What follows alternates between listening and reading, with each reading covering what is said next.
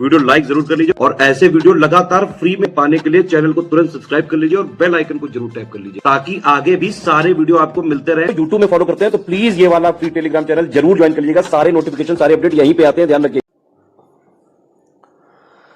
नमस्कार साथियों, स्वागत है आप सभी का स्टडी फॉर सिविल सर्विसेज में। ये क्लास है हमारी मॉडर्न इंडिया की और मॉडर्न इंडिया में जो टॉपिक हमारा चल रहा है वो है कांग्रेस के अधिवेशन। इससे पहले दो छोटी छोटी क्लास 5-5, 6-6 मिनट की ला करके मैं दो अधिवेशन आपको दो क्लासेस में बहुत सारे अधिवेशन आपको पढ़ा चुका हूँ 1911 तक, यानी हम 27 अधिवेशन अब तक कांग्रेस के देख चुके हैं 1911 तक। आज हम इसके आगे की बात करेंगे। चलिए शुरू करते हैं।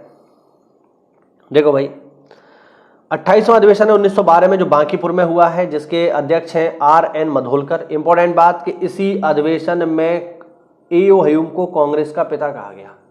A.O. ह्यूम कौन है? तो A.O. ह्यूम है एक सेवानिवृत्त सिविल सर्वेंट और यही वो व्यक्ति हैं जिन्होंने कांग्रेस की स्थापना की है। याद रखना, कांग्रेस के संस्थापक यही हैं। कांग्रेस की स्थापना इन्होंने क्यों की? तो वो सेफ्टी वॉल्व सिद्धांत के अंतर्गत की। आपको नहीं पता है सेफ्टी वॉल्व सिद्धांत क्या है? तो कांग्रेस की स्थापना का जो दूसरा लेक्चर है उसको आप जाकर के देखिए, आपको पता लग जाएगा सेफ्टी वॉल्व सिद्धांत क्या है। फिलहाल 1912 के बांकीपुर अधिवेशन में A.O. ह्यूम को कहा गया कांग्रेस का पिता।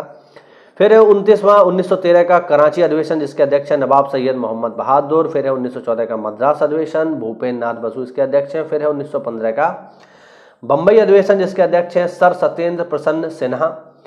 लॉर्ड विलिंगटन ने कांग्रेस के 31वें अधिवेशन में भाग लिया, यानी इसी बंबई अधिवेशन में भाग लिया, ध्यान रखना, ठीक है।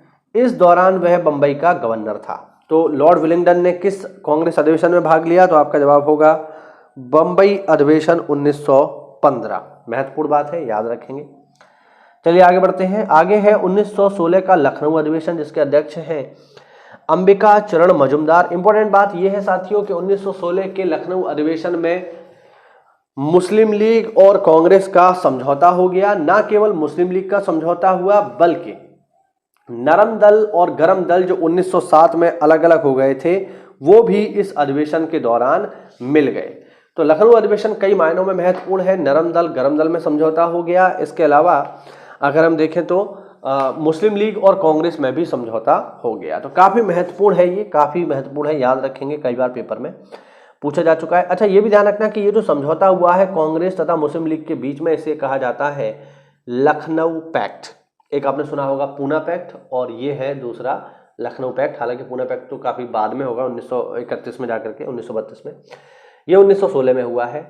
अच्छा, एक चीज और है इसमें कि भारतीय राष्ट्रीय कांग्रेस के लखनऊ अधिवेशन में ही बाल गंगाधर तिलक ने कहा था कि स्वराज मेरा जन्मसिद्ध अधिकार है और मैं इसे लेकर रहूंगा। तो काफी महत्वपूर्ण है। आगे बढ़ते हैं। आगे है 33वां अधिवेशन, जो कि हुआ है कलकत्ता में, जिसकी अध्यक्ष हैं Shrimati Annie Besant. Annie Besant की बात करें अगर हम, तो एनी बेसेंट जो है आयरलैंड से है और वर्ष 1907 से लेकर 1933 तक थियोसोफिकल सोसाइटी के अध्यक्ष रही हैं। वर्ष 1916 में उन्होंने होम रूल लीग का गठन किया सितंबर के महीने में। वर्ष 1917 में भारतीय राष्ट्रीय कांग्रेस की पहली महिला अध्यक्ष बनी।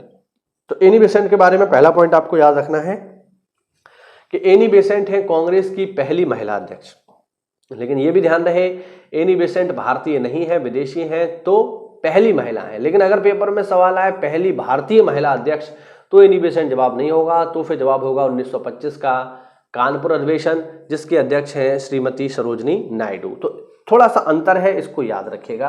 पेपर में यह भी पूछा जाता है कि एनी बेसेंट किस देश से जुड़ी हुई है, तो आप जवाब देंगे, इसका जवाब है आयरलैंड। और आयरलैंड का ही सिद्धांत है होम रूल का, होम रूल जो आंदोलन है ये आयरलैंड में ही हुआ था।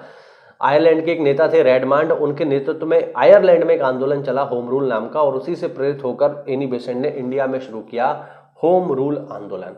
ठीक है, तो होम रूल लीग दो बनी है। एक होम रूल लीग बनी है अप्रैल 1916 में, जिसको बनाने वाले व्यक्ति हैं बाल गंगाधर तिलक। एक होम रूल लीग बनी है सितंबर में, जिसको बनाने वाले व्यक्ति हैं श्रीमती एनी बेसेंट। ध्यान रखना, दोनों ही 1916 में बनी है, दोनों का नाम ही होम रूल लीग है, बस समय का अंतर है। अप्रैल में बनी है तिलक की और सितंबर में बनी है एनी बेसेंट की। इसीलिए पेपर में भी सवाल आता है पीसीएस वगैरह में, तो डेट दे करके आता है कि बताइए कौन सी कब बनी, सही मिलान करने के लिए। तो वहां पर इस तरीके से सवाल पेपर में पूछता है। चलिए आगे बढ़ते हैं। आगे देखिए साथियों, आगे 1918 का विशेष अधिवेशन जो बंबई में हुआ है हसन इमाम, और इसमें हुआ है कांग्रेस का दूसरा विभाजन। विशेष अधिवेशन का मतलब क्या है? विशेष अधिवेशन का मतलब है साथियों कि ये अधिवेशन दिसंबर के महीने में नहीं हुआ है। नॉर्मल अधिवेशन कब होगा? दिसंबर के महीने में होगा, लेकिन ये दिसंबर में नहीं हुआ है, इसीलिए इसको कह रहे हैं विशेष अधिवेशन। और आप लोग मुझे कमेंट करके बताइए कि कांग्रेस का दूसरा विभाजन क्या चीज है। भाई पहला विभाजन तो हो गया नरम दल और गरम दल का, दूसरा विभाजन क्या है? देखते हैं कितने लोगों ने स्पेक्ट्रम को अच्छे से पढ़ा है और मॉडर्न इंडिया अच्छे से पढ़ी है। चलिए आगे बढ़ते हैं। 34वां अधिवेशन है 1918 में दिल्ली में, जिसके अध्यक्ष हैं पंडित मदन मोहन मालवीय। 35वां अधिवेशन है 1919 में अमृतसर में, जिसके अध्यक्ष हैं पंडित मोतीलाल नेहरू। 1920 में विशेष अधिवेशन हुआ है कलकत्ता में, जिसके अध्यक्ष हैं लाला लाजपत राय। इंपॉर्टेंट इसलिए है क्योंकि असहयोग का प्रारंभिक प्रस्ताव कोलकाता अधिवेशन में पारित हुआ था।